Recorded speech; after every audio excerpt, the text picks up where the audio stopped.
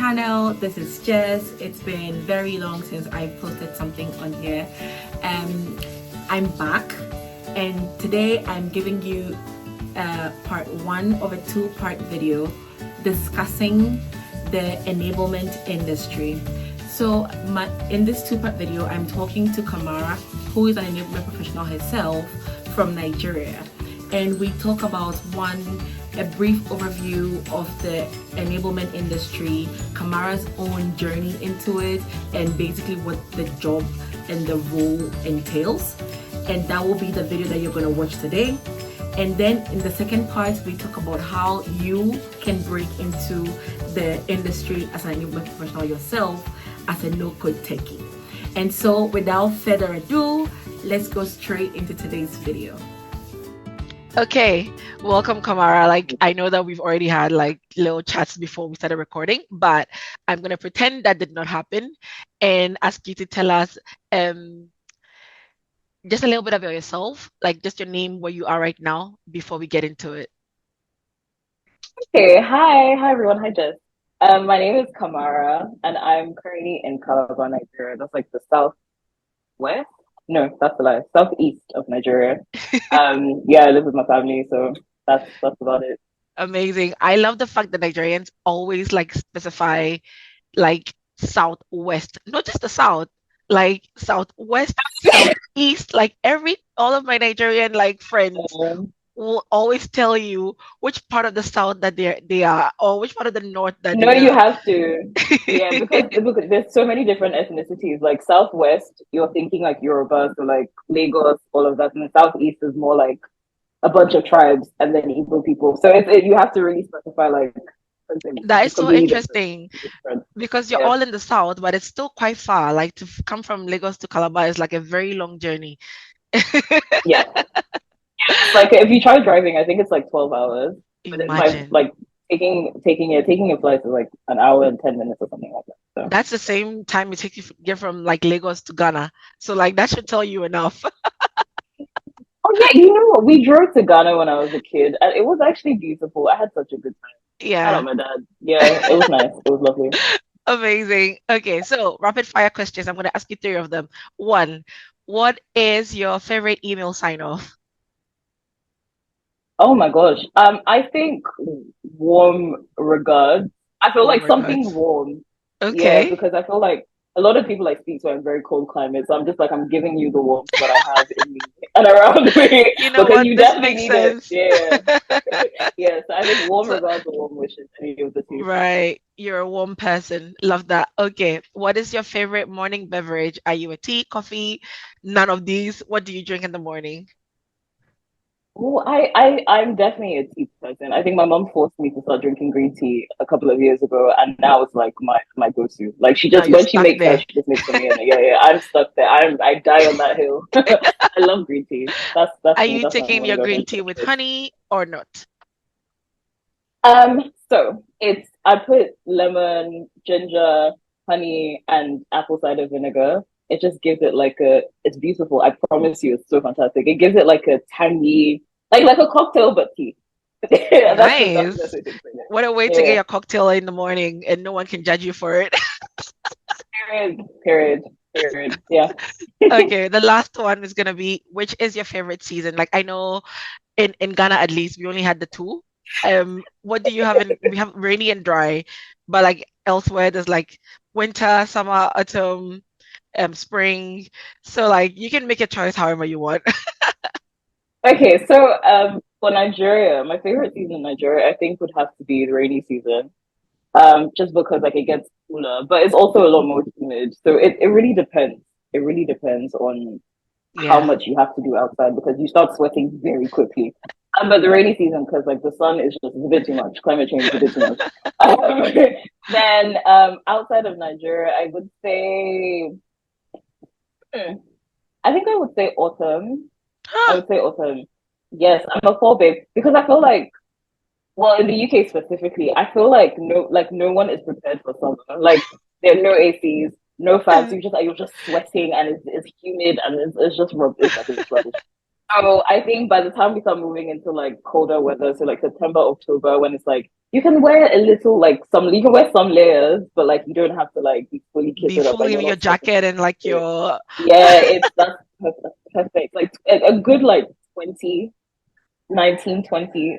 That's where you find me. yeah. Perfect. No, I agree with you. I think I've told my friends that like my perfect spots is between 19 and 23. Like anything 19, 23, I'm gonna be your best friend because I can come up with my like long sleeve and I don't have to wear a jacket and I don't have to wear like a tank top Exactly. either. But yeah, I think I agree with you. I'm more for like spring because I like to see like the flowers getting colorful and all of that. But I don't like the summer in the UK because all the grass on the Brighton beach gets like yellow and it's very sad.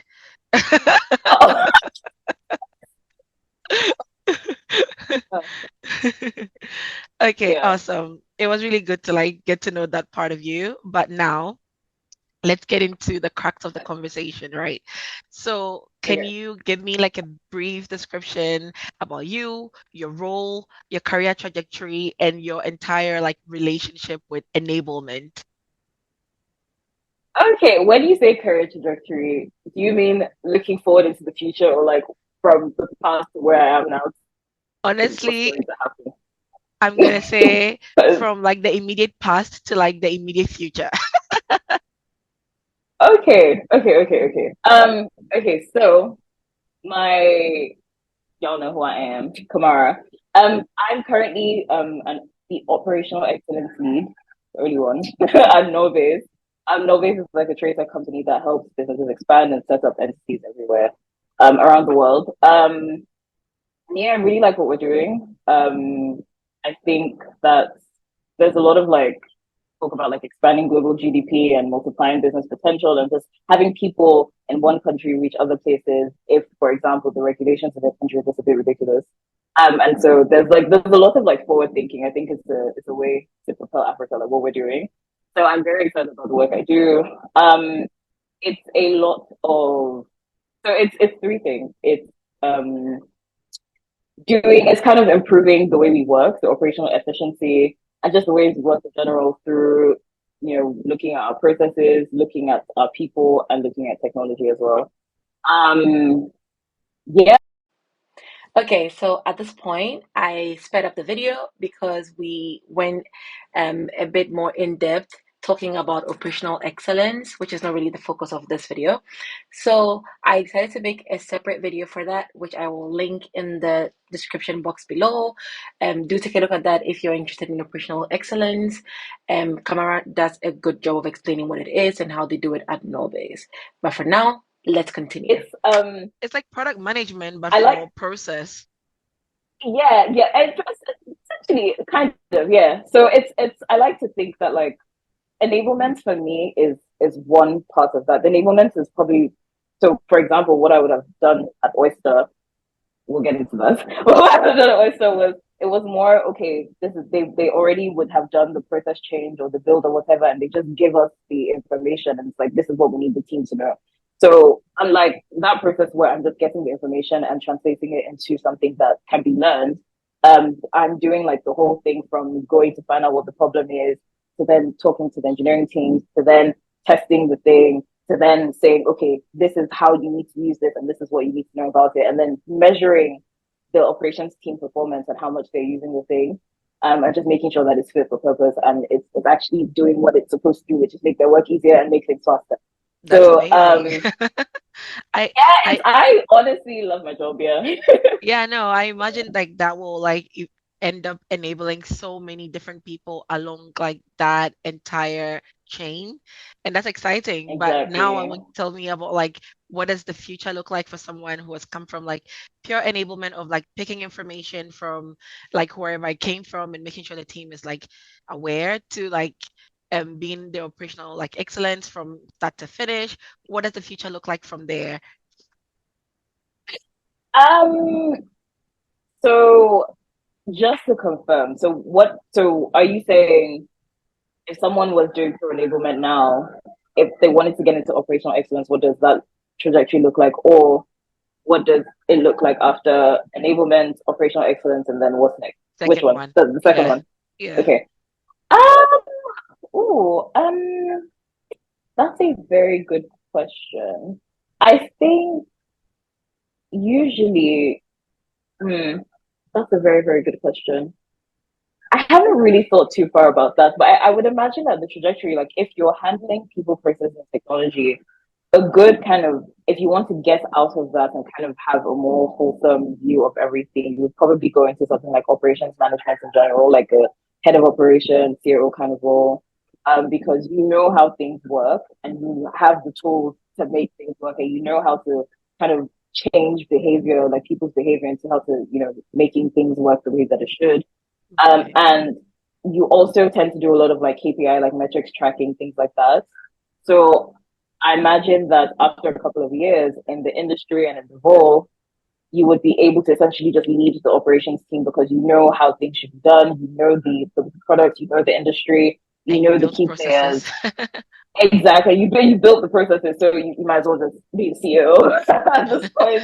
Yeah. Yeah. I think that sounds like a reasonable Yeah, I think that trajectory. makes sense. And I think what that tells me is that like you eventually kind of veer away from like full on enablement at that point because now you're combining like two different parts of like the operations need to get there. But I'm gonna bring us back to like enablement from a point of view of someone who is starting out, because that's kind of Mm. most of the people that we're talking to in like the no-code techies and just like people that we're engaging with or trying to like serve. So I'm gonna ask you a very broad question. What is enablement? My God, Celine has drummed this into my head over the past couple of years. So basically, it's just ensuring that people have the resources, the tools, um, and the materials and the supports required to do their jobs effectively. Right. So it could be like looking at technology and being like, okay, this might help you do this. So let's take that, let's train you on that, and let's see how that can improve your job. Or it could be building guides. So this is how you do X, Y, Z, or this is what this product is supposed to do. This is how you sell this to X, Y, Z. So it's a range of things, but it's just ensure at the end of the day, I like to think of it like um the people that you're talking to are like the soldiers on the battlefield, and you are like first aid essentially. So it's like they go do what they need to do, they come back, and you're like first aid and support to the general. So they come back, you help like get them water, you get them everything they need to kind of recover, and you help with their training, and you just make sure that they're doing things as they need to. And then you send them back out to the battlefield and they go and do all the fighting, and you're just making sure that like things are going well. So Everything like is good. that's Yeah. that's how it yeah, that's how I like to see it, just No, helping I out people, just I giving think them that support. makes Yeah. sense. I think that like enablement like professionals are definitely like facilitators of things. Like you make sure that everything is happening. You're essentially like just like the operations like lubricants, make sure that everything is moving like smoothly without Mm, friction and all of yeah. that. But I wanted to come back to the fact that you mentioned Celine's name and like give a shout out to Celine because first of all, Celine is awesome. Like I was just speaking to them like on LinkedIn and I said like you're a badass. Like and she said like takes one to know one. And I was like, you know what? I'll take the compliment. But yeah, Celine, Not so hi. her. Shout outs to you. Kamara clearly loves you and like I'm a fan as well. Um Huge fan. but yeah, that makes a lot of sense. And that's why I wanted to go back into this as well of like there are clearly many enablement streams because like I like the fact that you explain it as helping people do what they need to do because these people like they could be in so many different kinds of like industries. And I say this because many people know about sales enablement. Like that's something that people in marketing know about. Like I'm a product marketer, sales enablement is like in my language every day.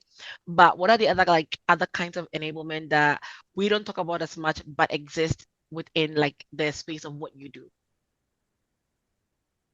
That's very interesting. I think that people would um it could be okay. So what I see or what I hear usually, the people have like a center of excellence, and that center of excellence is has a bunch of people that do like process design, then kind of translate that into how different teams should work. So it's like so it's a lot of like change management. So that's one side of it. But then another side of it is basically enablement sitting with HR. So any training, any development, anything that the company feels okay, we need to pass on to our people. HR takes that and they, do all the training, they do all the instructional design, and then they disseminate it to the rest of the company. But I think I I I have I have issues with that, but I think that as we move forward, enablement needs to be more. I don't see often like team specific enablement. So, for example, if you're having problems within the product team, or something is changing with the company and you want people that speak product language and are able to translate it in the way that the product team and engineers will understand, you don't really have that kind of specific enablement the way you have for sales enablement, because we know what the sales people need to know, right? And we know exactly how to tell them, and we know exactly kind of the behaviors we're measuring. But you wouldn't have that for something like the operations team, where it's like these people need to translate, like enablement is supposed to like translate it into what the operations team is able to do and know. You don't have that specific for the product team. I think there's something called product operations that is supposed to kind of be that, but it's very it's not very widely used. I think, and not every company has it as well. Exactly. I think enablement right now in a lot of places falls to HR, or if you have a center of excellence that they do like basically change management across the organization, then it will fall to them. But there's no like, it's not a, how do I explain it? It's not like a thing that people carry and say, oh, all my teams have to be like working as effectively, and we need someone who's able to like train them, and keep them like up to date on things that they need to know. I don't think it's that widespread.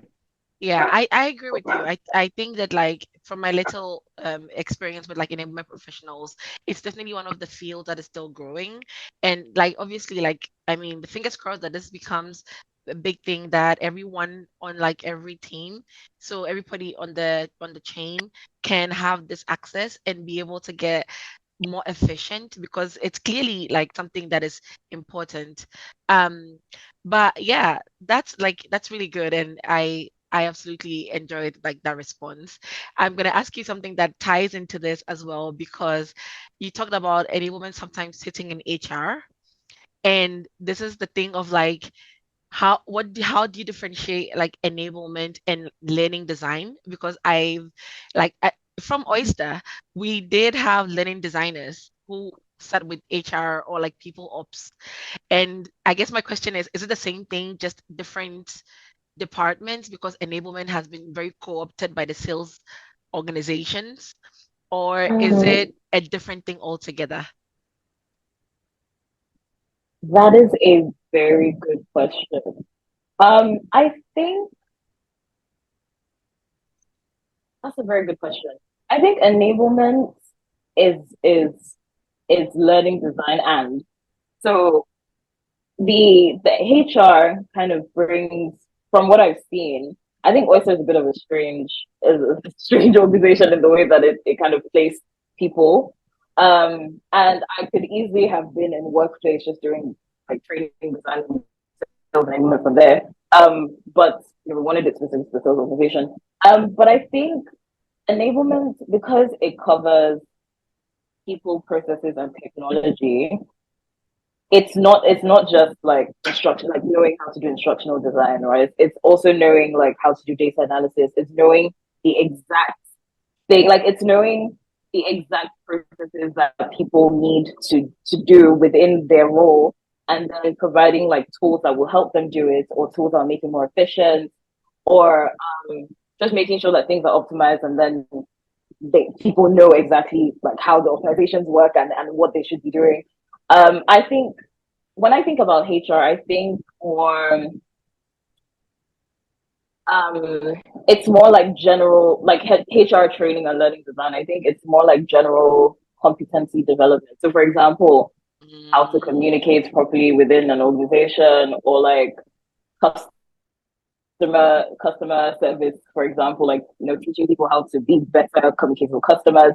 I think I think that enablement is more specific to the type of person you're enabling, as Right. opposed to general HR and training and L&D that's often isn't very